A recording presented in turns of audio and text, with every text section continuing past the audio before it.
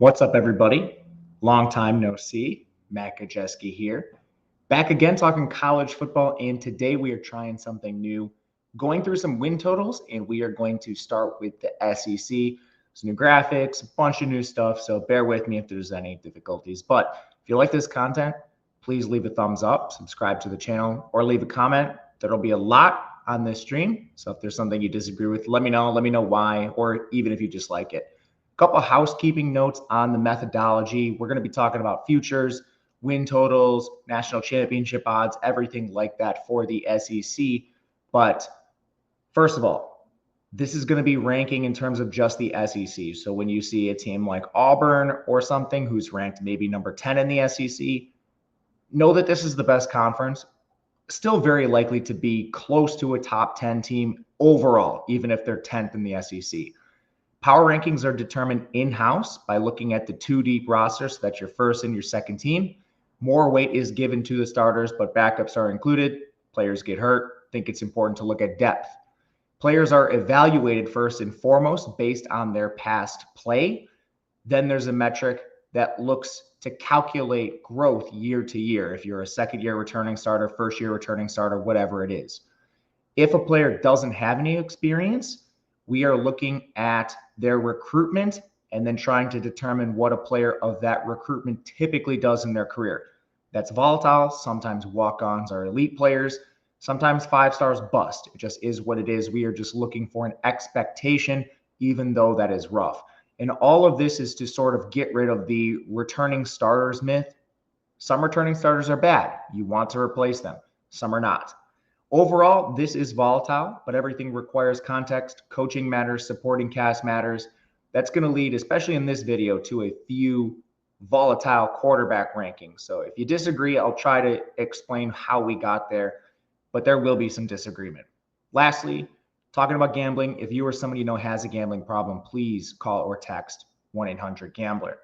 But all that out of the way, let's dive right in. We are going to go in order of the power rankings, which brings us to Alabama to start. So here are the position group rankings for all of the main positions: QB, running back, receiver, tight end, offensive line, everything on defense. RAC is your recruitment. That is a running average over the last 3 years. And then a strength of schedule. This is national. It's the only thing national on the entire list. Everything else is just the SEC ranking. But this team is first overall. As far as their roster goes, they're bringing in a new QB. It looks like we are going to see Ty Simpson. That is not exactly set in stone. They have the 5-star freshman Keelan Russell replacing Jalen Milroe. But both of these guys are 5 stars. So when you look at depth, it's incredible with Alabama. Both of these QBs have some mobility. It looks like Ty Simpson actually is the more mobile option. The real problem here is experience. We don't have any of it. But this coaching staff has worked with many quarterbacks and put them into the NFL. It's Kalen DeBoer's second year.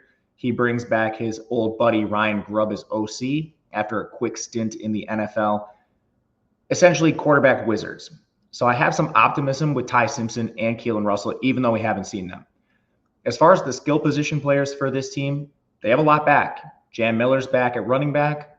Ryan Williams, the former 5-star receiver, widely regarded as the top 2-3 option in the country. Slot receiver veteran, former 4-star Jeremy Bernard. He was with his staff over at Washington. He's come over to play at Alabama. Not to mention, you bring in Isaiah Horton from Miami to be your wide receiver 3. There's not really a proven tight end on this roster, and we have seen this offense used 4 wide before, which I think would be a potential outcome, at least a little bit more than previous seasons. And they have a lot of 4 and 5 stars on their team. So don't be surprised to see that a little bit more. And then the offensive line. This is a good unit. 3 full-time starters come back. Last year, they were 60th in pass blocking, 76th in run blocking. That was kind of because of a few weak links. They've trimmed the fat. Now you're looking at just the elite players. Caden Proctor, this is going to be a very good unit. And they also bring in some transfers to hopefully increase the depth of this. You have Cam Dewberry coming in. You have a few depth pieces. Parker Brailsford is back at center. It's going to be a good offensive line, one of the top ones in the country. From there, defense, there's a good argument that this is the best defense in the SEC. Last year, they were young. They were full of 5 stars, especially in that secondary. They've now had a year to develop. I mean, the defensive line has 5 legit starters. LT Overton on the edge, Tim Keenan inside. Those highlight this group. But this is a experienced, deep defensive line. 3 of the top 4 edges project to be former 5 stars. Inside, very experienced. Keenan has over 1,000 snaps to his name playing on the interior. This is a good unit. Linebacker, you are getting back Deontay Lawson from injury. They were very fortunate to return him after the injury last year. Justin Jefferson is back, 2 starters right there. They bring in Nikhai Hill-Green from Colorado, another former 4-star, just for depth. The linebacker unit is loaded. And then you go to corner. This was a potential, I guess, liability at times last year, but you're bringing back almost everyone. Damani Jackson is back, former 5-star. Kean Sabat, safety. Those are 2 of your better players. Bray Hubbard, not to mention him. And then they fill gaps with Cam Calhoun coming in from Utah. You don't really lose that much. Just 1 starter gone in the secondary. So you have 4 back, all elite players. And then you paper over this with Cam Calhoun in the transfer portal. I mean, like 5-stars, Xavier Brown, Xavier Mincy, these guys are sophomores now. They were playing as freshmen, especially Xavier Brown.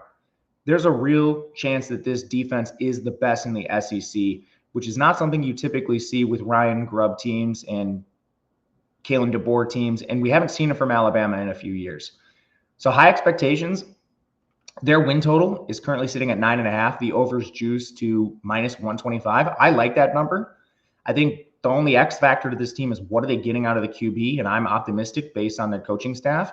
But rather than bet the win total, if you're going over 9.5, pretty good chance they get to the SEC championship. I think plus 480, nearly plus 500 is a more than worthwhile bet. Everything lines up for this team. You look at recruiting. Last 3 years, second. Strength of schedule is 16th. That is a potential pitfall. But at plus 480, I think this is completely fine. You look at the schedule for this team, Florida State and Wisconsin and non-con, not the easiest. Also, Alabama is significantly better than both teams. They're going to be favored by close to a touchdown in both. Then you get UL Monroe, Eastern Illinois. That's a 4-0 non-con. Who are you playing at the top of the SEC? The road trip to Georgia, absolutely a tough one. The Iron Bowl this year, Auburn is significantly better. That's going to be a tough one. But a couple things you don't see. Texas A&M, Texas. You've got 1 game against the elite cream of the crop. Sure, you could drop something like they did last year to Vandy, but this is a workable schedule for Alabama too, which is why I think the plus 480 is one spot you could look to in the futures market for this team. But let's get to team number 2. That brings us to Texas A&M. This is a bit of a controversial one. The top 4 are very jumbled in the power rankings here. And a lot of this is going to come down to the quarterback position for A&M. They're bringing back a second-year player, Marcel Reed. He is a former 4-star, forced into the fire probably more than he should have been last year. Their quarterback position just didn't work out with Connor Wegman. So now you have the 4-star, Marcel Reed, finished as the 82nd most efficient QB last year. He's very strong on the ground, rarely took sacks. He needs to improve his passing. But it's the same staff for the second year under Mike Elko. They finished 8-5 last year and were very close to being even better. And the last thing about Reed, I don't think they need to use him a lot. When you look at the supporting cast, all 5 offensive linemen are back. That unit was well in the top half of the country last year. Now, they're the first-ranked offensive line coming into the conference this year. Their running backs, Le'Veon Moss and Reuben Owens, are back from injury. Reuben Owens is a former 5-star. Moss is a 4-star. Amari Daniels, their third back, is a 4-star. There's an argument this is the strongest run game in the country, top to bottom. And they upgraded receiver. This was a unit that didn't give them a lot last year. Casey Concepcion comes in from NC State. Mario Craver, the 4-star freshman, now a sophomore from Mississippi State. 5-star sophomore Terry Bussey's back. He flashed last year as a freshman playing more of a gadget role. And then they bring in multiple 4-stars and 5-stars. Jerome Miles is an incoming 5-star receiver. Amari Nyblack comes in from Texas. This offense is sneaky loaded, and the real hiccup is QB. What did they get out of their position? I actually think that's the X factor for the entire team, how much they get out of QB. Defense. They lose a ton, But this is a place they've been recruiting well. They backfill very well in the transfer portal, even with the departures on the defensive line. And they had 3 guys drafted highly. They still have Cassius Howell, Albert Regis, and DJ Hicks. Transfers are Deion Hayes from Colorado, TJ Searcy from Florida, Sam Impemba from Georgia, Tyre Onyedim from Iowa State. He was an awesome defensive tackle there. This is a sneaky, loaded defensive line again. Now, they were the best defensive line maybe in the country last year. We currently have them 3rd in the SEC, so they are behind a few teams. But as far as replacements, this is about as good as you get year over year. That is a tough defensive line to replace. What I'm trying to say is they won't take a massive step back. You look at linebacker, defensive back, Texas A&M, linebacker was their weakest unit last year. The best thing you can say is they returned their top 3 guys. And the main struggles they had were in pass coverage. So maybe if you can work on some just potential different coverage alignments, that would help Texas A&M. Secondary returns just about everyone of consequence. They also add Julian Humphrey from Georgia and Jordan Shaw from Washington. They ranked middle of the pack last year, and they project to be a little bit better than this year at 8th overall in the SEC. And remember, there's 16 SEC teams. So if you're going to beat this team, it's probably over the top. You're probably going to have to get ahead in games early, force them to throw. But this is a very strong Texas A&M roster. They're also 9th in recruiting year over year. That's a 3-year average. Their strength of schedule is 11th. So when you look at this, okay, non-con, they got to play Notre Dame in week 3. That's an away game. No other test. That's probably going to put you at 3-1, UTSA, Utah State, Samford. What are we doing here? From there, at the top of the conference, you see a game against Texas to close the year. Otherwise, who is their second most difficult opponent? I would argue Florida, LSU, Auburn, but you play a lot of the bottom of this conference. You see Mississippi State, you see Arkansas, you see South Carolina. There's very winnable games. So when you go back and you look at a win total for Texas A&M, 7.5, it's juice minus 170. This is a number worth playing. A lot of times based on this schedule, I think you're getting at 8, 9 wins, which is why I think if you want to take some potential futures, plus 1,500 to win the SEC, plus 4,000 to win the national championship, that's unlikely. It's just the payout is very good. And I think they win it more likely, more often than these numbers indicate. So there's a lot of ways to play Texas A&M. I think betting both of those numbers makes a lot of sense. I currently have the win total over to win the SEC and the national championship. This is my dark horse in this conference. Next up, Texas. Currently 3rd in the SEC for us, very, very close to Texas A&M. There's a lot with Texas that needs to be talked about. Coaching staff is the same. Sark has been awesome, especially on offense. One thing he's been very good at is just routinely churning skill position players. You look at running backs, you look at receivers. They're in the NFL every year, and he continually takes the youth and develops it. So that's the first thing that needs to be mentioned with Texas. Second, Arch Manning coming in for Quinn Ewers is probably an upgrade. This is the highest quarterback recruit in recent memory. Ewers battled injury most of his career, and the skill position players are pretty good for Arch Manning, not to mention he's more mobile. At running back, C.J. Baxter's back from injury. Quintravion Wisner's back. That should be an awesome 1-2 duo. We also got glimpses of some of the depth last year at receiver. DeAndre Moore and Ryan Wingo both played a bit.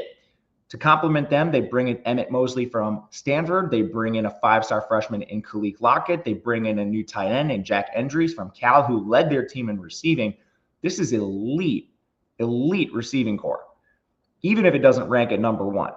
We have the receivers currently ranked 10th. Most of that just comes down to they're unproven. Whereas, like Alabama, we've seen Jeremy Bernard and Ryan Williams. You look at Texas A&M, we've seen Casey Concepcion. We've seen Mario Craver. We just haven't seen as much of the Texas receivers, but there's a real chance that these guys jump into the upper echelon of the conference. My biggest question with the entire team is the offensive line. 4 new starters.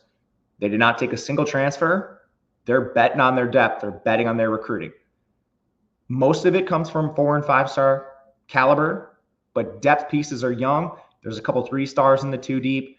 It's very important for this unit to stay healthy. If you just look at the starting 5, they'd be higher than 8th. But injuries happen, especially in the trenches. The depth is what concerns me with Texas offensive line. If they have an injury at left tackle or something, what happens to this unit? But overall, it's a very good offensive line, highlighted by DJ Campbell. Defense, not expecting much of a drop-off. Most of their departures are inside at defensive tackle. The edge group is actually awesome. Colin Simmons, Trey Moore, Ethan Burke, all of those players were contributors last year. Inside, you're basically looking at transfers. You have Cole Brevard coming in, Travis Shaw coming in, Hiro Kanu coming in, and that's because you lose Vernon Broughton, you lose Alfred Collins. There's a lot to replace on the interior, and honestly, the edge group, you lose Baron Sorrell. That's kind of a big departure too. You just have more proven depth there. I think you do see 5-star Justice Terry at some point. That will help. They do have the elite recruits on the defensive line, and we've seen them take this unit, revamp it year over year. This is not the first year they're losing multiple defensive interior starters. Linebacker, you do have Anthony Hill Jr., Leona Leafow back. This unit is a little bit above average in this conference. I think there's a chance they climb to like maybe 5th or 4th because of what they return. But the real strength is the secondary. They bring back almost everybody. You lose Jade Barron, you lose Andrew Makuba, but because of injuries, you already have 5 with starting experience. That is a little bit of a bet on Derek Williams returning after he got hurt. But you just look at depth. This is probably the best secondary in the conference. Malik Muhammad had an awesome year. Jelani McDonald had an awesome year when he played. Michael Tafe is a former walk-on, had an awesome season. And Derek Williams, when he's healthy, especially you go back to 2023, he was an awesome starter. So really, you just need to find one extra body. Lucky for them, 4 and 5 stars everywhere. They bring in a couple 5 stars this year, including Cade Phillips, Xavier Filsame. He's in his 2nd year now. There's plenty of options making this the best secondary. As far as recruiting, this team is 3rd in year over year. The strength of schedule is 43rd. The reason I haven't bet this team is, one, you can't just bet everything in this conference. I think and the prices are also very high on Texas A&M. Texas. I would rather throw a dart on a Texas A&M or an Alabama, who I think is right in the same ballpark as Texas, but they have longer odds. With Texas, you got to pay for it. The SEC championship is plus 280. You look at the win total for this team. Here's the schedule. The win total for Texas comes in at 9.5, but it's juiced to minus 170 towards the over. The real redeeming factor, if you want to bet some Texas stuff, it's over or pass. But man, this schedule, as far as SEC standards goes, is pretty soft. It's 43rd. You don't have a lot of schedules like this. You open up against Ohio State. That's a road game too. Luckily, both of you have new QBs. Ohio State is new everything. Then you get Sam Houston, UTEP, and San Jose. You're going to win all 3 of those. Once you get into conference, you play Georgia and Texas A&M. I think that's pretty difficult, but you also get all 4 of the bottom feeders: Kentucky, Mississippi State, Vanderbilt, Arkansas. You have a built-in 7-win floor, and then you're still better than Florida, Oklahoma, Arkansas. I mean, a lot of these teams. I don't see any other way than passing, but Texas, the path is right in front of them. They have a weird barbell schedule, which also kind of hinders me. You play the elite teams in the country, and then you play the very worst teams in the country. There's not very many middling games on this, or middling teams in the SEC on the schedule. So it'll be a pass. If you force me to take anything, it would be Texas to win the SEC. Georgia, the last team in this tier at the top, we currently have them 4th. Their win total is 9.5. Georgia, same coaching staff as last year. The big change they made was Mike Bobo when he came in, and he has received a hefty amount of criticism. I've been a part of that. You will hear people push back saying, you don't know what the play call is. How can you criticize Mike Bobo not knowing what they're trying to do? You don't need to be a rocket scientist to know that something's not working. Did you get a first down? Did you score a touchdown? I don't need to know the play call. Mike Bobo has hindered this offense at times. Now, they've also dealt with injuries. Carson Beck gets hurt at the end of last year. They essentially have no running game. ETN is hurt. Their receivers can't catch a pass. They had some offensive line injuries as well as defense. It wasn't all a Mike Bobo problem, but he needs to be better. They're now going to try out Gunnar Stockton at QB after they ran Carson Beck out of town. I'm not sure about that decision, but it seems to be viewed positively. Gunnar Stockton does a little more. He definitely runs the ball. The problems we've seen from him, sacks, turnover-worthy plays. Now this requires context. You threw a kid into the fire against Notre Dame and Texas. What did you expect to happen? The run out for him should be a little smoother this year, and I think there's a chance he's honestly an upgrade on Beck if things go right. But he currently comes in 15th in total QB power rankings because we haven't seen a ton of him, and when we have seen him, he's taken a lot of sacks, and it has led to some turnovers. Bottom line, there's room for growth. He's a high recruit. It is what it is. Running back should be a lot deeper this year. Nate Frazier got some quality development time when Trevor Etienne went down. They're also getting back a ton of guys that were injured. But the real improvements on offense, I think, come from receiver. Unit that was close to leading the country in drops, you now go and get former five-star from USC, Zachariah Branch. He's also a kick returner, very dynamic with the ball in his hands. Noah Thomas was productive at Texas A&M. Colby Young comes back after his off-field issues. That doesn't even mention Dylan Bell, London Humphreys, Oscar Delp, and Lawson Lucky. It's a very good receiving unit, and it should be improved. The biggest question I have on the offense is O-line. 4 starters are gone, but again, Georgia dealt with a ton of injuries. They have 3 guys back that have starting experience. While they're less experienced than some other teams, which is why you don't see them ranked quite as high, it's full of 4 stars, it's full of 5 stars, and now you have Monroe Freeling, played 600 snaps last year. Micah Morris, over 400. Drew Bobo played over 200. Ernest Green played over 500. There's a lot of 4 and 5 stars waiting in the wings. This is a shockingly deep unit that actually has some starting experience.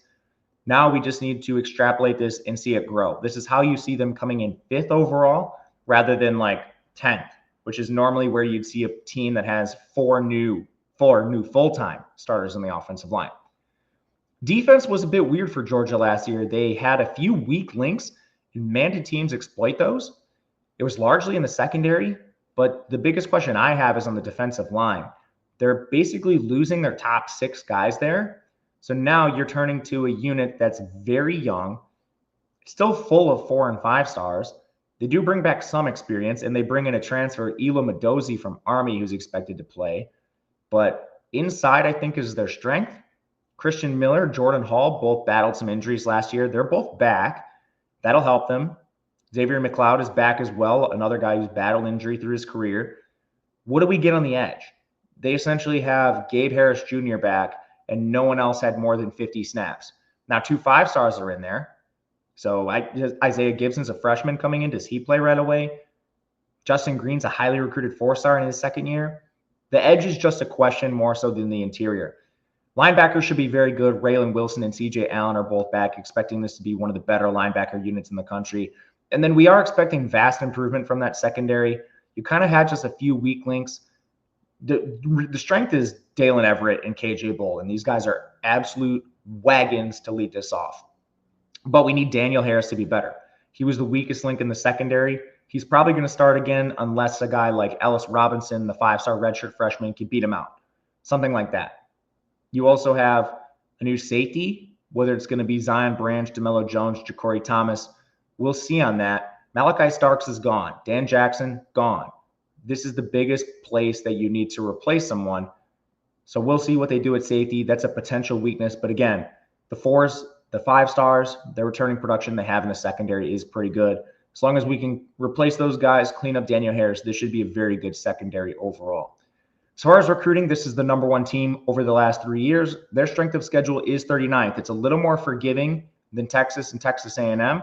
Let's take a look at it. Their non-conference features Marshall, Austin Peay, Charlotte, and Georgia Tech. At the worst, you're 3-1. That Georgia Tech game was very, very hairy for Georgia last year, but they ended up getting it done. In conference, they do play some of the difficult teams. Bama and Texas are on the schedule. They don't have Texas A&M, but you also get some weak teams. You see Kentucky, you see Mississippi State. Really what drives this schedule down is the ease of non-con. It's one of the easiest non-cons in the conference. But there still are games that can trip you up on this schedule, especially Alabama, Texas, Florida, Auburn on the road, Ole Miss. They have one early bye. But this is a team, if you force me to bet something, it's probably over 9.5. Like Texas, you have to pay for it. This is another minus 170 towards the over. Just don't see Georgia losing 3 games. But still, You're paying 170 for it. We're getting a number that's effectively getting closer and closer to 10, 10 and a half. There are enough games and enough volatility up at the top where, I think Texas A&M is a very good team. I'd rather buy a 7.5 there. I'd rather play a 9.5 with Alabama and not lay minus 170 juice. So that's where we're at with Georgia and Texas. You also can't bet everything, so it is what it is. All four of these teams are very, very good. Second tier, Florida tops this tier. Fifth hardest schedule in the country. Some places have them first, is what it is. They play a difficult schedule every year because of their non-conference rivalries. But Billy Napier saved his skin last year. Now he enters year 4. His DC, Ron Roberts, improved the defense. That was the biggest change in staff they've made recently. Nothing this year. I guess probably their biggest staff hires, honestly, a position coach. They hired a new DBs coach. They needed it. That secondary was brutal. But anyway, going through the roster, they returned 5-star DJ Lagway. He was awesome when he played on the field, but he battled a hamstring injury. He's gotten hurt this offseason already. Do we trust DJ Lagway to play all the games? That's a legit question right now, and one of the bigger ones with the team. But his skill position groups are awesome. We have the running back room rated very low, and it's largely because this team has not played a lot of running backs on the roster. You saw cameo appearances from Jaden Baugh and Jacoby Jackson last year. We haven't really seen Tryon Webb. We haven't seen Katie Daniels. Everyone except Jackson's a 4-star. So this is a unit that's highly recruited, just unproven, which is how you get such a low ranking. I think they're very underrated as a duo, and don't be surprised if they're very good, especially because running back's not an independent position. You have to have a good O-line, and Florida's offensive line, 3rd in the SEC. They return almost everybody. This is an awesome unit. 4 starters back. They were top 10 last year in terms of pass blocking and run blocking. I mean, this offensive line is formidable in this conference. You have Jake Slaughter at center, Damian George, Austin Barber. You're really just replacing right tackle. So whether the running backs are difference makers or not, they're going to be behind one of the deepest and strongest O-lines in the conference. Receiver should also be much better. Tight end, I don't know about that, but you return Eugene Wilson from a season-ending injury. J. Michael Sturdivant comes over from UCLA. But these recruits, man, 5-star Vernell Brown, 4-star Dallas Wilson. Almost everyone that they had already was a 4- and 5-star with like Aiden Mazzell, Hank Hawkins, TJ Abrams. This is a sneaky, sneaky deep receiving unit. While a little bit unproven, Eugene Wilson had a freshman breakout. He leads the team with the production. Sturdivant's a steady Eddie kind of guy, and then you have so much ceiling with the 5-stars and 4-stars. This is a low-key, very good offense. Defense. I mean, very good in the trenches across the board. The defensive line is awesome. Tyreek Sapp is a legit, potential first-round pick on the defensive line. George Gums and Caleb Banks are back. 5-star LJ McCray is entering year 2. It's maybe not the deepest defensive line, but man, up top, there is so much talent for this unit. As long as they stay healthy, there's such a ceiling here. Linebacker, they lose Shamar James, so you have a little bit to replace. Jaden Robinson's the most experienced. I think they might look to their sophomore 4-stars, Aaron Childs and Miles Graham, who played quite a bit down the stretch for this team. So linebacker, definitely not the strongest unit. They do have some potential to increase this ranking, but we will see on that. It's going to require some development. Defensive back, they were 111th last year. They have talent. They hired a new DBs coach. He comes over from Arkansas. Does that make the difference? We will see. I think there's the potential that it does. They need to get guys like Cormani McLean into more productive roles. They did just lose Asa Turner again when they thought he would come back and play for this team. Some of the other corners, Devin Moore's a 4-star, Deshaun Johnson, 4-star, Jamrock Grimsley, 4-star. I won't go through everyone, but they've been recruiting the position very well. They certainly believe coaching was the issue. They don't bring in a lot of transfers. You just get Michael Caraway from Southern Miss and Harold Stubbs from Florida State. Probably not going to start. So we're betting on our talent. We're betting on our recruiting, and we're betting on a new position coach. I think Florida's secondary could be vastly improved. We currently have them 9th, which is around middle of the pack. Recruiting for this team, 6th over the last 3 years. Schedule's very hard. 7.5 wins is juiced to plus 115 if you want to take an over. Currently, we have them as the 5th best team in the conference, but let's take a look at the schedule and how we get to such a low win total. Well, it starts by playing away at Miami and against Florida State to close the season. Florida State's going to be improved. Are they closer to Florida or not? Remains to be seen. Basically, you could be 2-2 in non-con. LIU, USF, it is what it is. But once you get into conference, this is a treacherous schedule. Texas, Texas A&M, Georgia, Ole Miss, LSU, Tennessee even. Who are you playing from the bottom? Mississippi State and Kentucky? Okay, I think you can pretty much guarantee those as wins as long as there's not injury, catastrophe, something like that. You're still only getting to around 6 wins comfortably, 7 wins, and then you have to knock off some very, very hard teams. I currently think they're better than a lot of these teams. I would have them favored, maybe not against Miami, the game's on the road, but over LSU, the game's on the road too, so maybe close to a pick 'em. Over Florida State, over Tennessee, over Ole Miss, over Kentucky, over Mississippi State. So if you force me to pick something, I think it's an over at the plus money. But again, I think you're looking at 8 wins and barely scraping by this over because the schedule is so treacherous. There are still things Florida needs to put together. They need Lagway to stay healthy. They need to fix that secondary. Man, just a very tough road for Florida. Kind of feel bad that their AD does this every year. LSU. 8.5 win total. We have them 6th in the SEC, and they changed coordinators last year, so there's not much to say on the OC-DC front. Blake Baker, he needs to improve the defense further. It was his first year. He's sort of doing that with player personnel, and we'll see where it goes. But their staff is the same. They did all the changes last year. Garrett Nussmeier's back. He's one of the Heisman favorites for quarterback. Doesn't run, but he has an NFL arm. Threw for over 4,000 yards. We currently have him as the 2nd best quarterback in the SEC. He probably would be number 1 if you were to factor in, or if you gave him any sort of rushing. And again, we're not projecting, like NFL starters. We're looking at for college football, who helps you win the most games in college football.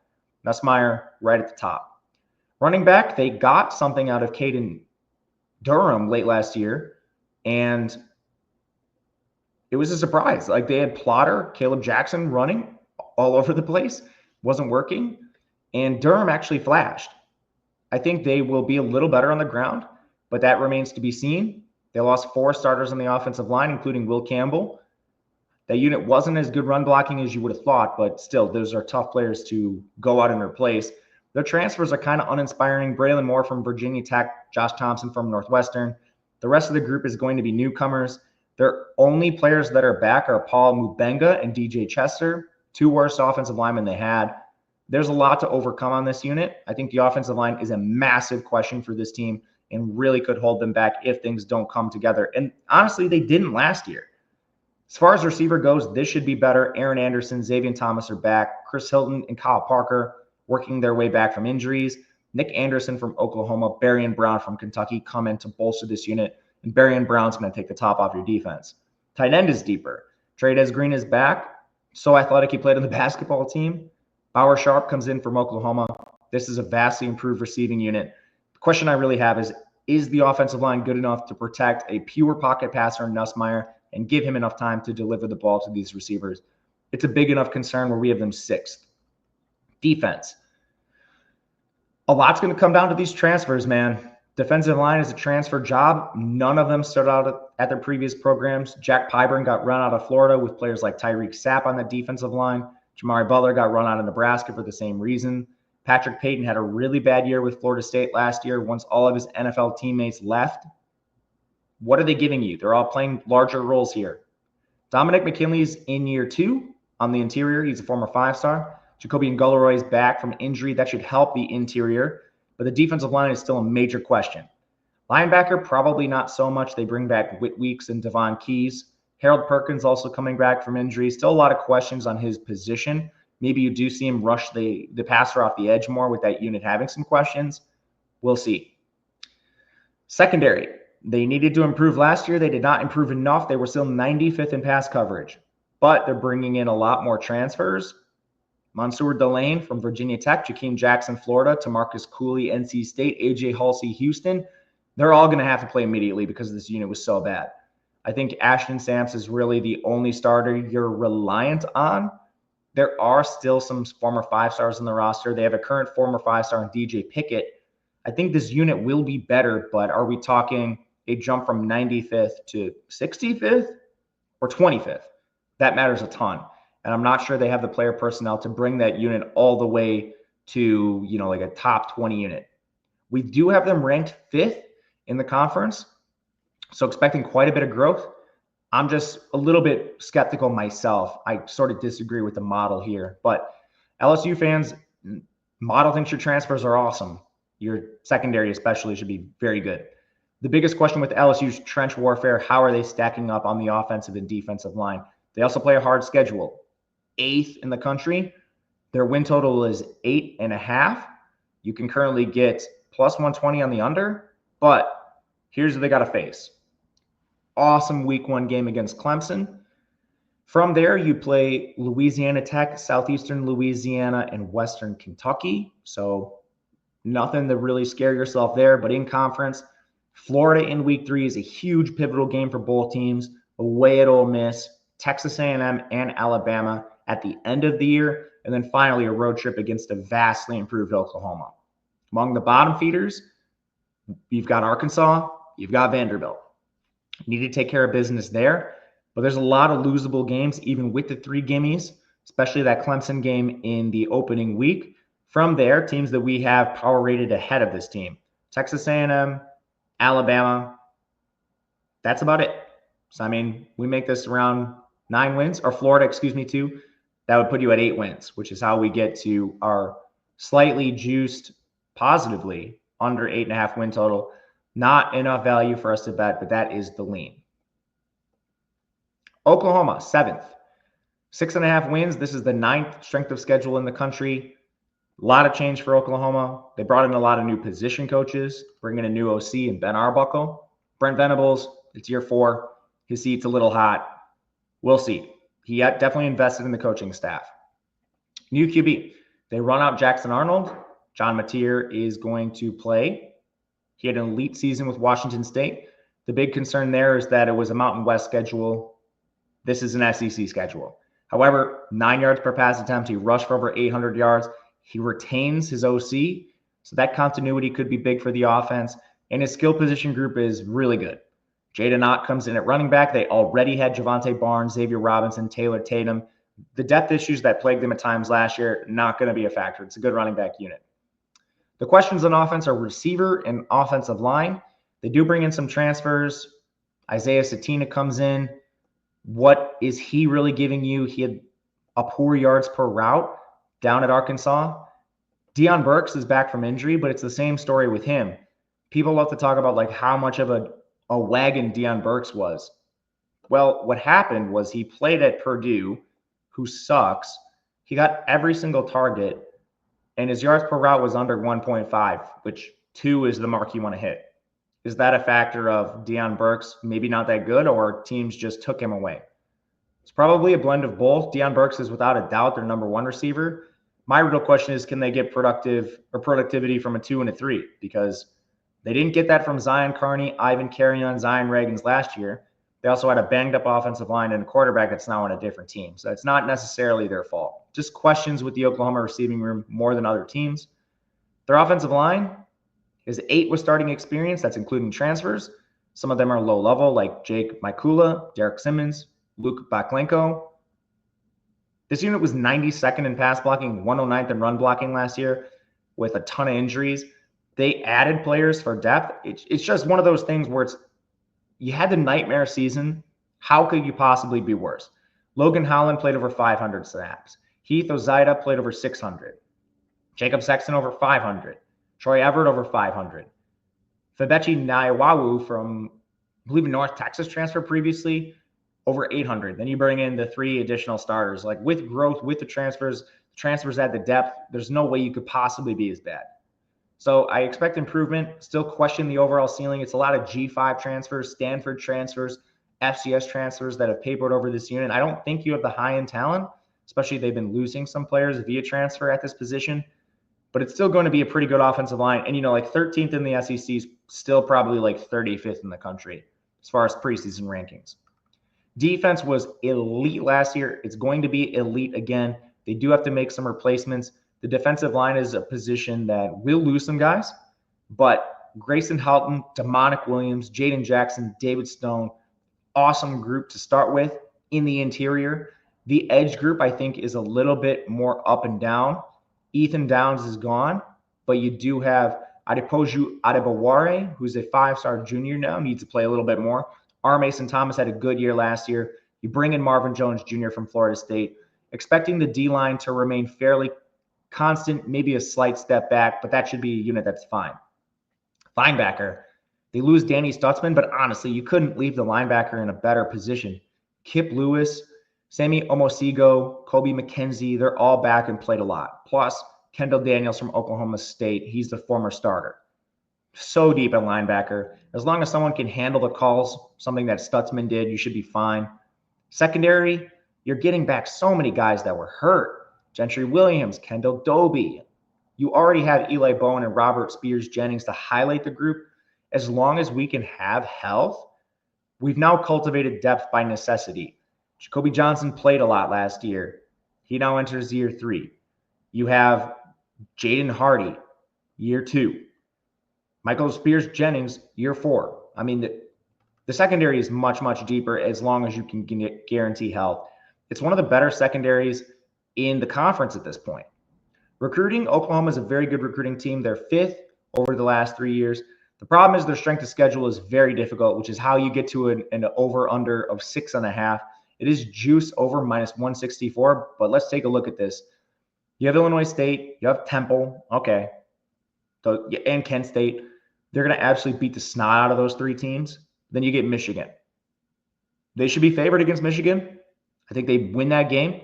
That's especially week 2, the best time to play Michigan, where you don't know if you're seeing Bryce Underwood yet or what you're getting from him if you do. The problem is when you get into conference play. Who is the weak link on the schedule? Who is the worst team? Maybe like the 8th or 9th? Auburn, Texas, South Carolina, Ole Miss, Tennessee, Bama, Missouri, LSU. Where are my Mississippi States, Vanderbilts, Kentuckys? They're not on the schedule, which is how you get to a 6.5 win total and something so treacherous. You basically need to run the table in non-con, which includes a tough Michigan team, and then you need to find a couple of wins. Now, remember, we're talking about these in order. When you go back and look at Oklahoma, we have them 7th. They're ahead of a lot of teams on here. They're ahead of Missouri. They're ahead of Tennessee. They're ahead of Ole Miss. They're ahead of South Carolina. They can win a fair amount of these games and get over this win total, but are you paying the juice? I am not. I have 3 bets in this conference. I believe we've already hit 2 of them. One of them will be towards the end. It's over or pass, but this is one that is going to be a pass for me. Auburn is our 8th team. Over under 7.5. It is juiced -160 towards the over. That's because we start getting into these. Once you get to these middling teams, it's kind of weird. The teams I'm optimistic on have the hardest schedules. The teams I'm lowest on have the easiest schedules. And then the teams you'd never even consider to win the conference, Mississippi State, Kentucky, Vandy, they have brutal schedules. So it's sort of this balancing act where, no, I'm not really buying Tennessee or Ole Miss, but these teams are the teams that have the easiest paths. So with Auburn, new QB, it's Jackson Arnold. He takes over for Peyton Thorne, the turnover factory. We'll see what Hugh Freeze can do. It's year 3 with him. Both his coordinators are back. He cleaned house last year. Arnold is a 5-star. Just really struggled last year, got benched, was in a putrid situation, so we hope they can improve that. Damari Alston and Jeremiah Cobb take over for Jarquez Hunter. Would expect a slight step back at running back. And QB, honestly, you have the Oklahoma cast-off. You're not going to rank that highly. There just is upside. Where you win with this team is probably your skill position groups. The receivers are much better. Cam Coleman, the 5-stars in year 2. Eric Singleton comes over from Georgia Tech. He was wildly productive there. 4-star Malcolm Simmons enters year 2 as well. So you have good pass catching for Jackson Arnold. It's definitely better than Oklahoma. They also returned 4 starters in the offensive line. That unit was 58th in pass blocking, 42nd in run blocking. They bring in Xavier Chaplin from Virginia Tech and Mason Murphy for USC. That's going to make them an above-average offensive line. They're not quite in the Texas A&M or Florida tier, but this is their strength, which should help their run game and should protect Arnold vastly more than he was protected with Oklahoma. Defense. They have a complete wagon And Keldrick Folk plays off the edge. He's a monster. Kieran Crawford wasn't bad himself. Inside, this is where I have questions. James Ash comes in from Florida A&M to help Quintrell Jamison Travis and Malik Blockton. You got to stop the interior. That's how you get to fifth. If they had a better interior presence, they would be closer to a top 3 unit. But off the edge, they are amazing. They're going to get after the passer. Linebacker Caleb Wheatland from Maryland joins the program. This is going to be tough. They're replacing over 1,500 snaps at linebacker. They do have a lot of young 4 and 5 stars. But man, they're just talking about a lot to come together for this unit. You're going to need DeMarcus Riddick, the sophomore, Robert Woodyard, the junior. Neither of them played over 240 snaps last year. Probably J.J. Folk, a freshman. It's going to be tough. Secondary, this unit should be good. They were good last year. 6th overall is where we have them projected. As far as losses, they do have a couple. Jaron Thompson, Caleb Wooden. But overall, you're returning most of your guys. Kayan Lee, very good season last year. Jay Crawford, same. You also have Caleb Harris back. He was awesome at safety. Plus, you bring in Ryan Strader as a transfer. He's someone that could either play depth or maybe even start. He comes from Miami, Ohio, but he was awesome in the MAC. Not to mention, you do have some players coming back from injury. Champ Anthony should be healthier this year. We have some 4-star freshmen projected to play a little bit for this team. The secondary is definitely a strength for Auburn this year, and their defense should be very good again. The questions for the team come down to, can you turn around Jackson Arnold? And can you get something out of your run game? Really, the only problem they had last year was turnovers. Arnold has a propensity to do that too. Let's see what they can do with it. But the schedule is 31st. It's workable. You look to their non-conference. The Baylor game in week 1 is sneaky. Baylor is an up-and-coming team in the Big 12, but then you get Ball State, South Alabama, and Mercer. Worst case scenario, you're 3-1. Who do you play in conference? It's pretty tough at the top. Oklahoma, Texas A&M, Georgia, and Alabama. They're going to be underdogs in all 3. Fortunately, they're going to be favored against Missouri, Arkansas, Kentucky, and Vanderbilt. So see a quick path to 7 wins here. 8 is likely. Then can you pick off another team to get you to 9 and really secure this because you got minus 160 juice? That's where I lean. But you can't slip up once against any of these teams. That requires you, if you're going to lose the games you're projected to, Oklahoma, Texas A&M, Georgia, and Alabama, you need to beat every other opponent on the schedule to get you to 8. So it's tricky for Auburn. I'm not paying the juice. It's a team I'll wait and bet week to week. Interested in that Baylor game for sure. We'll talk about that in future episodes. Missouri's our 9th team, win total of 7.5. Leaning over at plus 140. I actually like this team quite a bit. It's one of my favorite middle of the pack teams, and their schedule is 48th, so it is redeeming. As far as Missouri goes, you have Eli Drinkwitz. He's back for year 6. This coaching staff is intact. They lose everyone on offense. Brady Cook is gone, so you probably look at Bo Pribula, the Penn State transfer. But we haven't seen a ton of him. He's basically appeared in cameos for Penn State as a rusher mainly. He needs to beat out Sam Horn, but that shouldn't be too hard. Running back, they're replacing Nate Noel and Marcus Carroll. They bring in Ahmad Hardy from UL Monroe. Fortunately, they've had a lot of success with these low-level guys. My real concern is what are we doing at wide receiver? 4 of their top 5 are gone. Kevin Coleman projects to be their 1, the Mississippi State transfer. But the rest of the group, man, it gets hairy fast. Joshua Manning looks good, former 4-star, but who else are we talking about? Think we see more Brett Norfleet at tight end. He probably plays a larger role here. But luckily, the offensive line is back. They lose 3 starters. Biggest loss is Armand Membu. Fortunately, their transfers are pretty good. Johnny Williams from West Virginia, Jalen Early from Florida State, Keegan Trost from Wake Forest, and the 2 returning starters, Caden Green and Connor Tollison, were elite. It actually gives you a pretty good offensive line. I'm optimistic here. These are good transfers, and the returners are awesome. Not to mention, you do have some pretty quality depth for this team. So I'm optimistic with the O-line. I think that's going to give you a pretty good floor for Pribula and the run game. And again, remember, they rank 15th because you brought in a Louisiana Monroe transfer to be your number 1 back.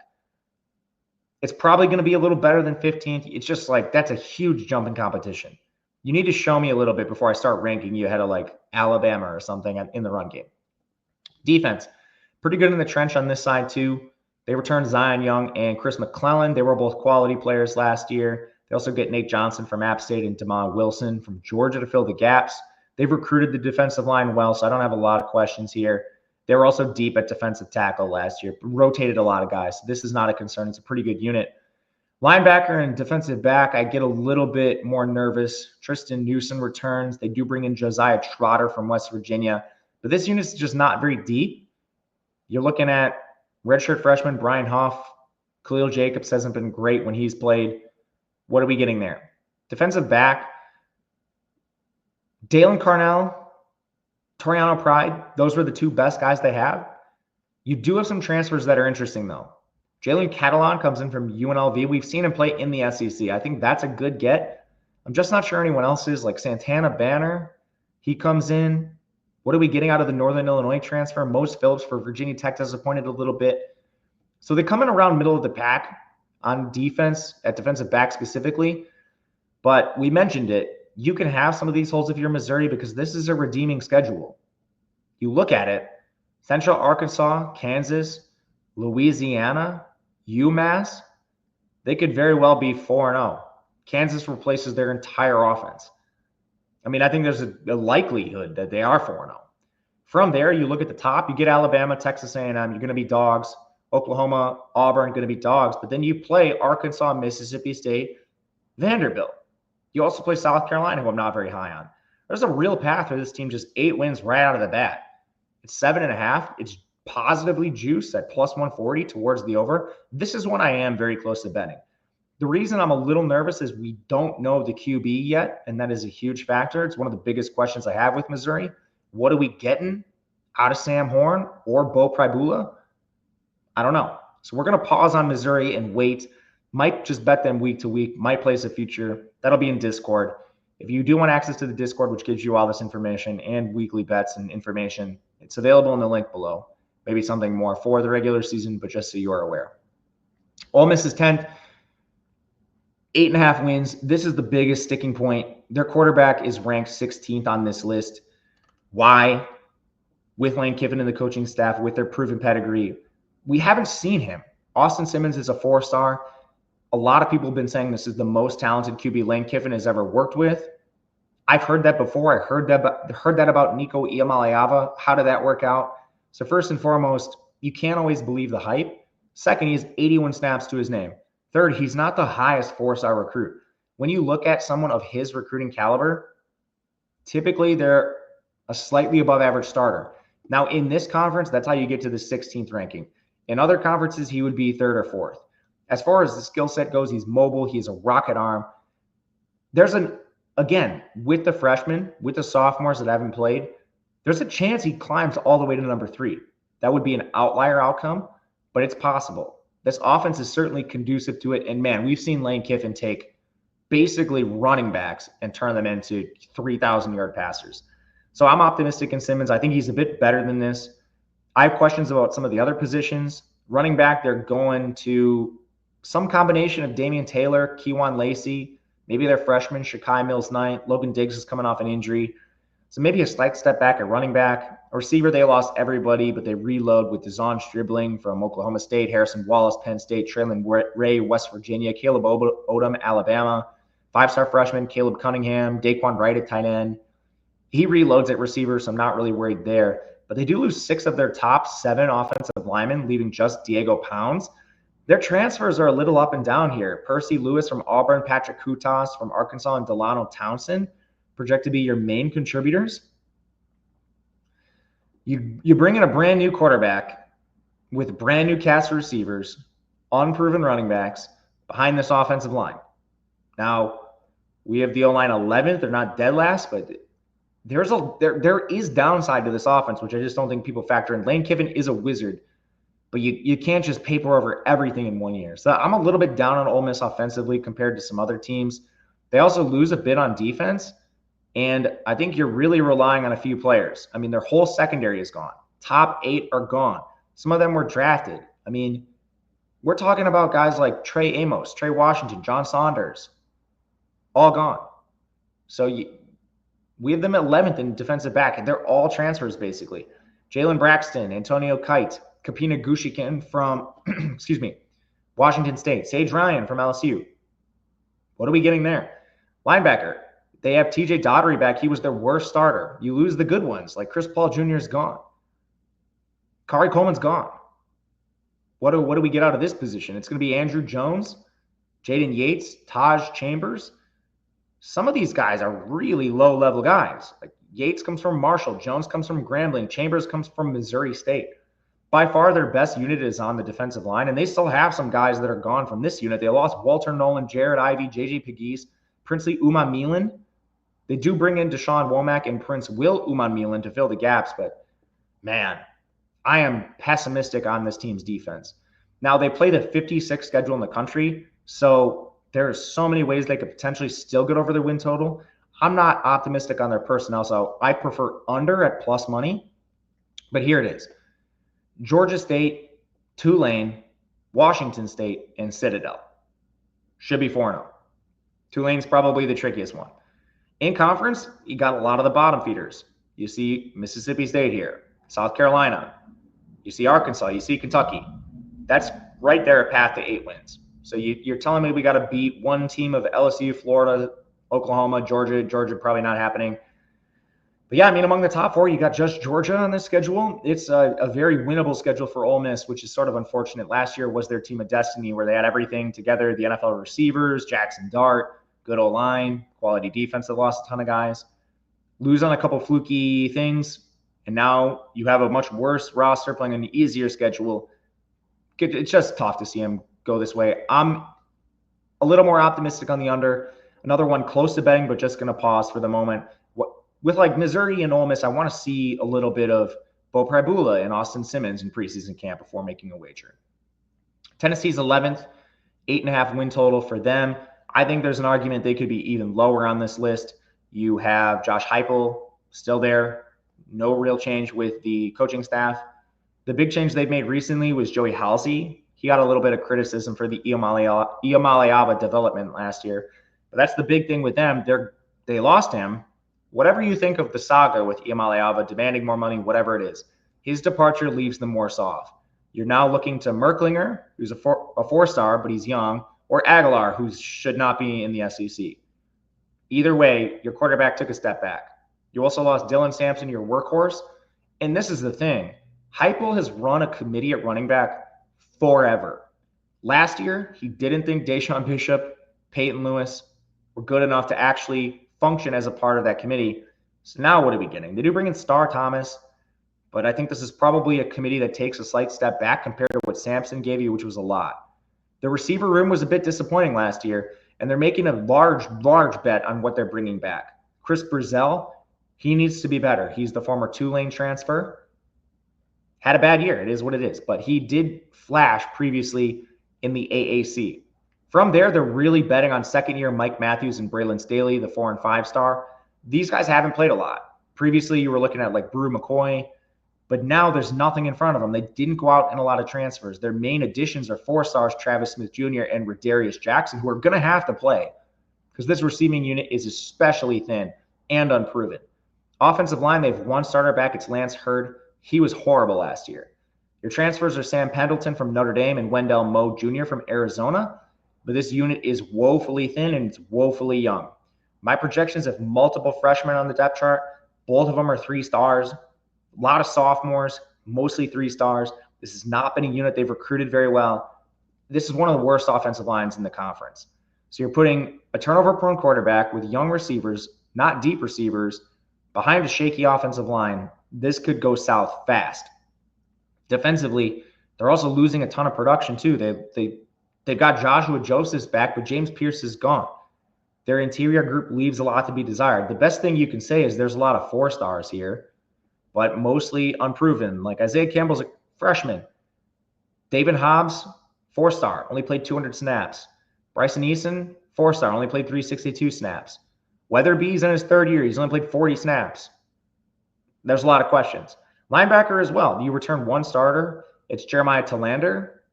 You lose a lot of contributors. I guess Arian Carter is also back. He's just quite bad last year, so is what it is. But do we see more out of the redshirt freshman 4-stars, Edwin Spillman or Jordan Burns? Because Talander and Arian Carter, frankly, didn't get it done last year. Then in the secondary, you have one guy who is a wagon, Jermod McCoy. They've already sort of kicked Boo Carter out of practice. They've allowed him back, but he apparently needs to earn his role back. That adds more questions with this team. I'm just really down on Tennessee overall. The reason I haven't bet an under win total at 8.5 at -112, which is a good number, their schedule is 64th. This is the weakest schedule in the SEC. You play Syracuse, who's way down this year, ETSU, UAB, and New Mexico State. That's easy 4 wins right there. You should be 4-0 without question. From there, we still have them power rated ahead of Mississippi State, Arkansas, Kentucky, and Vanderbilt. That's 8 wins right there, as long as you don't slip up. Now, getting your next one's going to be hard. You're going to find a way to beat like a Georgia, a Florida, an Oklahoma, or an Alabama. I don't think that's going to happen. But, man, this is a very easy schedule. Now, the reason I still might bet under is you could see them tripping up against the Vanderbilt and Arkansas. They're not that much better than those teams. But, I mean, talk about easy schedules. Tennessee has the easiest schedule in this conference. We'll be looking very, very hard at under 8.5 with this team. South Carolina, this is another team I finally did bet. We've been getting a lot of leans, so I appreciate you if you stuck with this. I bet under 7.5 with South Carolina. This team, we currently have power ranked 12th in this conference. Sorry, I got to charge my computer. My bad. But there's a lot of questions and a lot of departures and change with this team. South Carolina, they do replace Dowell Loggins. Mike Shula comes in as OC. Most of his experience has been in the NFL. But you're changing OCs for Lenore Sellers, who had his breakout season. He was the 50th most efficient QB last year, largely through his legs. Now you're looking to somehow replicate that in a new offense. Their running game, currently we have Rasul Faison in. That's what gets you to 7th. We don't know if he's going to play this year. He has some eligibility stuff, so there's a chance they're worse at running back. Receiver, they are running back the same unit. It's underwhelming. Nick Harbor's never lived up to expectation. Jared Brown and Mazio Bennett got hurt last year, so maybe they get better. But we'll see on that. That's a to-be-determined kind of thing. The offensive line lost their entire interior. They're returning both their tackles, and I'm not sure that's a good thing. There is some nuance, however. They forced freshman Josiah Thompson into the fire immediately. He was a 5-star. It went really bad. It was poor, but he's now a sophomore. He could show rapid improvement. We don't know. And it's not like Case and Henry was any better on the other side. They don't have a very good transfer crop. It's led by Nick Sharp from Wake Forest. This, if not the worst, it's the second worst offensive line in the conference. And Sellers was able to overcome a bad offensive line last year, but man, I'm just flabbergasted they didn't make more improvements, or at least try to. Basically, you have a bad skill position group. You have a bad offensive line. Sellers had to play hero ball, and that worked because you had an awesome defense. Now you're replacing a ton on your defense. I mean, they did basically spend the bag to keep Dylan Stewart around. Brian Thomas Jr. was good too, but where's the depth? Monkel Goodwine, Gabriel Brownlow, Dindley, he couldn't play at Texas A&M. So if something happens to South Carolina, you need to rely on your depth. Like, what are we doing? Jalen Brown comes in from Missouri. He played 37 snaps last year. George Wilson comes in from Campbell. These are guys in your 2 deep. I have 2 guys in the 2 deep that have never played a snap for the South Carolina defense, and Xavier Hardy and Christian Ingram. They have a couple transfers coming in as well, like Devontae Miles, I guess, from Bowling Green, but he was an average player in the MAC. Is he really going to do anything here? I don't know. Linebacker is also losing a ton. You do bring back Fred Johnson, but you lost Debo Williams, you lost Demetrius Knight. You bring in 2 unproven players in Justin Okoronkwo and Sean Murphy from good programs, but unproven, haven't played much. Okoronkwo is from Alabama. He played 39 snaps last year. Sean Murphy comes in from Florida State. That wasn't exactly a good defense, and he wasn't on the field much. I have a freshman, Donovan Darden, in their 2 deep. He probably has to play. The secondary, I would say, is the best unit for this team, not by a ton. You're still losing a lot of guys here. Nick Emanwari's gone. O'Donnell Fortune's gone. But Jalen Kilgore and DQ Smith were good. Transfer Brandon Ceesay's good. It makes it probably one of the better defensive position groups. But, I mean, man, there's so much to replace. They didn't do a ton to do it. You have the 12th ranked strength of schedule, 7.5 wins, minus 134. You tell me you got to get to 8 wins? Let's see. Virginia Tech, South Carolina State. That Virginia Tech game is tricky. That is no easy win. It's not a complete gimme. Those are your first 2 games. Then your last 2 games are Coastal Carolina and Clemson. So there's 2 losable games in non-con. Clemson's almost a surefire loss. What happens to Virginia Tech will go a long way to determine this. But then in conference, you play Texas A&M, Ole Miss, Alabama, Oklahoma, LSU, Missouri. Have all of those teams power rated ahead of South Carolina. Vanderbilt, we have close. I mean, they could lose these games easily. Kentucky, we have semi-close. They're not power rated that much further ahead of Kentucky and Vanderbilt for me to be confident in this team. 7.5 minus 134. This was one of the first bets we ran it up to the window, and it is one of the best 3 we have on the board, along with Alabama and Texas A&M. Arkansas is 13th. This team is a 5.5 win total. Things are getting really dicey for Sam Pittman. I think this is probably the last year we see him. Bobby Petrino did revitalize that offense, but the defense took a step back under Travis Williams. They also lost their secondary coach. A lot of the offense comes down to Taylon Green. He was shockingly efficient. I can't believe how good he was. He threw for over 3,000 yards and rushed for 600. He's 6'6", 230. He's one of the most dynamic, unique quarterbacks in the country.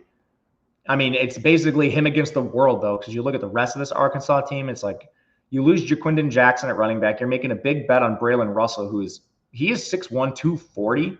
So you've got like a 1-2 punch of Taylon Green and Braylon Russell running it down your throat. That's pretty scary. Plus Rodney Hill's back, AJ Green, Mike Washington Jr. It's a good run game. But they lost their top 8 pass catchers. A lot of them are on other teams or in the NFL, like Tesla. Who are you bringing in? Like Omega Blake from Charlotte, Raylan Sharp from Fresno State, Courtney Crutchfield from Missouri. He couldn't get on the field. Yasmel Cisse got hurt already. Jalen Brown from Florida State. He was atrocious there. Andy Jean couldn't play at Florida. Cam Shanks couldn't play at UAB. This is a jumble of G5 transfers and underachievers at high level of competition.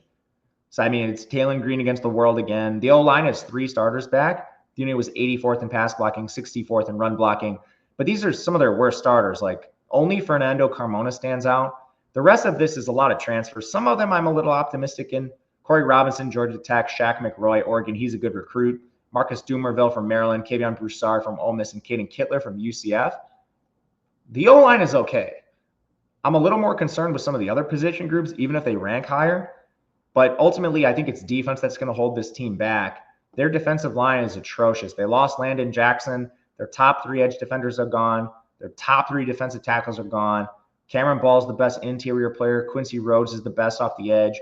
But you're looking quickly to unproven players from other programs like Philip Lee from Troy and Ken Talley from Michigan State are in your 2 deep. That's a mess. Linebacker, they do return Steven Dix and Xavier Sorey. That's going to be the strength of their defense, plus a couple 4-stars. But then you go to the back end of this unit. On top of losing your secondary coach, where's the talent with this team? It's a ton of transfers. The best ones are probably Quintavious Scandrett from Eastern Michigan, Caleb Wooden, maybe, Connie Walker from Oklahoma, Julian Neal, perhaps. Most of these players were average starters at their previous programs. You don't have a bona fide stud here. Maybe your freshmen and sophomores can do something like sophomore Selman Bridges. Maybe he steps up. Jaheim Singletary, the former 5-star, has never lived up to expectations. We currently have him as the worst projected starter on defense. So there's a lot that needs to come together for Arkansas. If you force me to take something, it would be an under. 5.5 is available. Their strength of schedule is 7th. They have a very hard schedule. And in non-con, some of their games are pretty easy. Alabama, A&M, and Arkansas State should be 2 surefire wins, but then you get a road trip to Memphis and Notre Dame. Good luck with that. And then you are one of the worst teams in the conference, so you can't play that many other ones. Mississippi State's on the schedule, but you don't see Kentucky, you don't see Vanderbilt. So that leaves you with all elite teams. Missouri, Texas, LSU, Auburn, Texas A&M, Tennessee, Ole Miss. Their path to 5 or 6 wins, like this team needs to get to a bowl to eclipse their win total. Who do they come against? Well, definitely the 2 low-level teams. Probably beat Memphis. Then you have to knock off Mississippi State. That's only 4 wins. I don't know. I'm very, very quickly talking myself into under 5.5 with Arkansas. The only scary part is Taylon Green. He was a wizard. Bobby Petrino, also a wizard. But I'm just talking this through. I mean, there's probably a really strong chance I bet this. How are they going to get to 6 wins on the schedule? I guess you'd have to bet on Missouri being worse. And probably Jackson Arnold not living up to expectation and Austin Simmons being in week 3. That's probably how it happens. Kentucky, 14th, under 4.5 wins. This team is an utter disaster. I think this is probably Mark Stoops last year. Look at their recruiting. I don't even know that he's trying. He's in year 13 too. He's an old man. He's had incredible success here. Last year, the big coaching change he made was replacing Liam Cohen with Bush Hamden. This was an epic failure. So much so that Brock Vandegrift retired. So now you're going to Zach Calzada from Incarnate Word. He previously started at Texas A&M, and the reason this quarterback room comes in with a decent ranking is he actually played well at Texas A&M. The foray into the FCS was honestly a little surprising. He could have played at any number of schools. He didn't need to play in the FCS. But his skill position group is atrocious. Running back room, you're looking at Dante Dowdell, Seth McGowan from New Mexico State. McGowan might be the best player on the offense. I guess running back is a little bit deep. Jamarian Wilcox and Jason Patterson are back. That's not the biggest concern. The biggest is probably receiver, where Dane Key and Barry and Brown left. So now you're looking at Troy Stellato, Kendrick Law, Ashton Cozart, J.J. Hester. A lot of big names from previous programs. All failures, though. Stellato couldn't play at Clemson. Law couldn't play at Bama. Cozart couldn't play at SMU. Hester couldn't play at Oklahoma. Now they're going to play? Okay. They lose 4 starters in the offensive line. Only Jalen Farmer's back. He was pretty good. But you project to start 4 transfers. Only Joshua Braun was a real difference maker in that group. I guess as long as they stay healthy, they're good enough to be around average. So we have them 9th. So overall, you're looking at a lot of average play on the offensive side of the ball. And honestly, I think some of that's being optimistic. If you look at the scale of, I guess, what's more likely? Zach Calzada is a top 5 QB in the SEC or a bottom 5? We have him around average, but I'd say it's more likely he's at the bottom. What are the chances that Ashton Cozart and Kendrick Law are top 5 receivers as a group in this conference, or vice versa? I think it's probably more towards the bottom, and that's the same with every position group. Defense is where things get absolutely atrocious for this team. They lost most of their defensive line, including like Deone Walker. David Gusta was elite with Washington State, and Mikey Humphrey Grace was good in the FCS. But, I mean, those are your replacements for NFL guys. We'll see. Linebacker, both unproven. Starters are gone. Landon Watson comes in from Marshall, but there's a lot to replace here. I'm very pessimistic on this unit. And then in the secondary, I mean, like, this is so hard to replace. Zion Childress is gone. I mean, they're losing a lot. And then who comes back? Jonquise Hardaway was by far their best player. He's the senior 4-star, but you have a few other players that were around average, like Ty Bryant and Jordan Lovett. But this team was picked on last year. Alex Safari was a mess. Terrion Nichols, he's probably going to have to start. He is a former 4-star, but only 200 snaps to his name. We need better coaching. I guess the secondary, in my opinion, is not the worst unit, but it still does come in dead last in the SEC. And that's the thing. You can have like an above-average secondary, or at least it would be in most conferences, but you're in the SEC, you can't have some of these guys on there.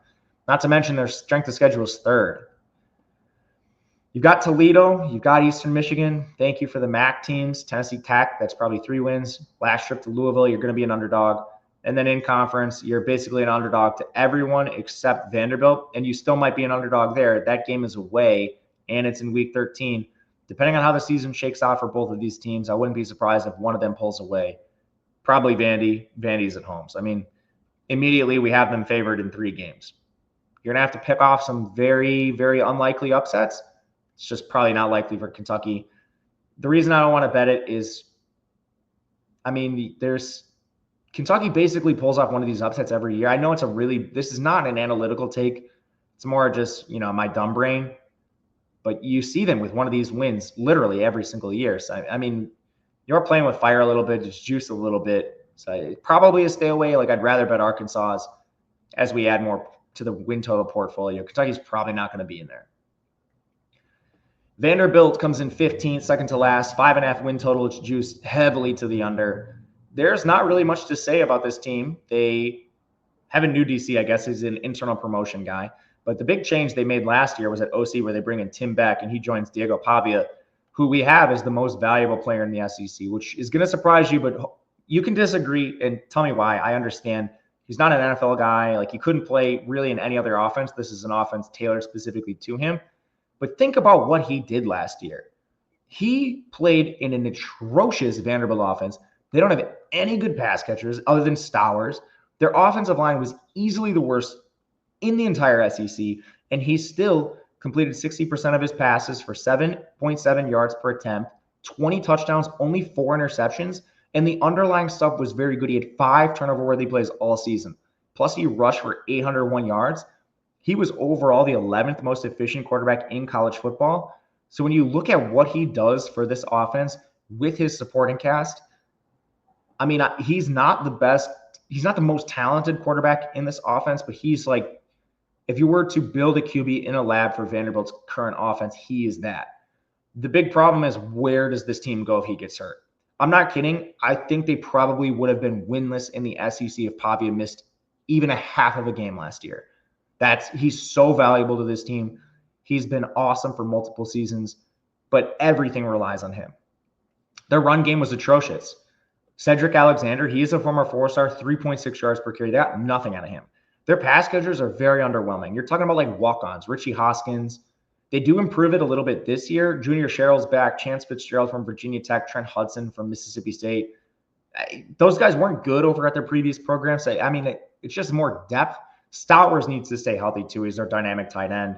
Their O-line should be better. They lost 4 starters, but again, that unit was absolutely dreadful. They actually have some good transfers this year, and a lot of them. Isaiah Glass from Oklahoma State, Jordan White from Liberty, Gunnar Givens from Virginia Tech, Sterling Porsche from Texas Tech. This unit's going to be better. There's nowhere for it to go but better. They're also deeper. Still, you beg the question, okay, are you 115th? That's where they were around last year. This unit was horrible. So when you make the jump, are you 95th or are you 65th? Those are big differences for this offense. Defensively, Vanderbilt has the worst defensive line in the SEC. There's really no question. The only way they would creep forward is if a guy like Zaylin Wood, who missed last year, is better. Or they bring in some transfers from high-level programs like Keanu Coate from Alabama, Aaron Bryant. They couldn't play at their previous schools. Are they even close to where they were as recruits? That's going to determine whether this unit is 16th, dead last, or like 14th. Linebacker room should be their strength. Langston Patterson, Prince Colley, and Brian Longweiler back. That unit was hurt last year. I mean, having linebacker be your best unit is not great either. Then secondary, CJ Taylor to Ricky Wright are gone. So the secondary is 3 full-time starters, a couple transfers. But this still projects to be one of the worst secondaries in the entire conference. So, I mean, Vanderbilt's a shootout team. The only reason their totals aren't higher is they play at the pace of molasses. But, I mean, this team has an awful defense, a slightly improved offensive line, horrible skill position players. It is the Pavia show, and it is going to have to be again this year. Strength of schedule is 10th. They're getting no favors. Charleston Southern, an FCS team, is what it is. You go to Virginia Tech. That is not an easy game on the road. Georgia State should be a win. And then your final non-con is against Utah State. So by far, definitely not the hardest non-con. But in conference, you do play Kentucky. Everyone else is treacherous. South Carolina on the road in week 3. You have Bama, LSU, Missouri, Texas, Auburn, Tennessee. It's a tough schedule for this Vanderbilt team. They're just a pass for me because everything rides on Pavia. Pavia goes down, this win total is cooked. Under a pass, don't love the juice. Let's move to our last team. Mississippi State, dead last again. The biggest thing I will say, last year they were a pushover in this conference. They're not going to be an easy out. They'll be a tough out. Still the worst team on paper, but they are improved. As far as coaching staff goes, it's year 2 under Jeff Lebby. He's the acting head coach and OC. Blake Shapen got hurt right away. His efficiency metrics are pretty good, but I will say he was playing against Eastern Kentucky, Arizona State, Toledo, and Florida before he got hurt. Florida had a bottom 30 secondary in the country. So his ceiling is still a question. They do lose their depth pieces. The backfield's pretty good. Johnny Daniels and Devon Booth are back. Xavier Gatton is a 4-star sophomore now. Fluff Bothwell is a sneaky transfer from South Alabama. I don't think the running back unit is a difference-making unit, but it's definitely better. Receivers probably worse. They lose all their good players. Most of them are on other teams, like Mario Craver's in this conference on a different team. You go out and get Brennan Thompson, Aiden Williams, Anthony Evans. All of them are former 4-stars. All of them are from elite programs, Oklahoma, Ole Miss, and Georgia, but none of them really produced. So it's probably somewhere in the middle between their recruitment and being elite producers here. We will see. I think at worst, a much worse unit. At best, treading water. Offensive line, they had the worst O-line in the SEC last year. 2 of their better starters return. A lot of transfers. It's still the worst unit, but the margin is much thinner. So you Mississippi State fans, we have you getting a lot better, just not good enough quite yet to really make a difference in this conference. Defense, it's kind of the same thing. They do return Brandon Jennings off the edge. Malik Sila comes in from Texas A&M. He couldn't really play down there, so this is kind of a concern, I guess. Defensive tackles full of transfers. Will Whitson, my guy from Coastal Carolina, Trey Bledsoe from Texas. The D-line comes in only ahead of Vanderbilt, so it is what it is. Linebackers a lot better. Jalen Smith is there. Darion Gillette from Texas. Unit's unproven, but it's definitely not the worst unit in the conference. They've shown improvement. In secondary, it's a bottom 3 unit, but there are some players that are interesting. They were very hurt last year. Isaac Smith and Kelly Jones are 2 of their better players. Sharon Manning comes in from Old Dominion. There's not much depth to this unit, but they do have some young 4-stars that are worth betting on at some point. Braylon Burnside, he's a 4-star. Isaac Smith is a junior. Kyle Johnson's a freshman 4-star. We'll see what they get. I'm expecting this team to be better, but not quite still towards even the last group of the SEC. Their strength of schedule is 4th. It's a very hard schedule. Southern Miss, Arizona State, Alcorn State, and Northern Illinois in non-conference. One thing I'll say is they're probably 3-1 in this. I'm interested in betting them against Arizona State. The game's at home. They played them close last year.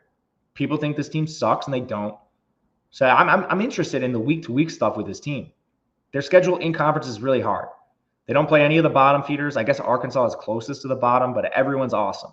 Tennessee, Texas A&M, Florida, Texas, Arkansas, Georgia, Missouri, Ole Miss. So you need to run table and non-con to hit it over or beat like an Arkansas.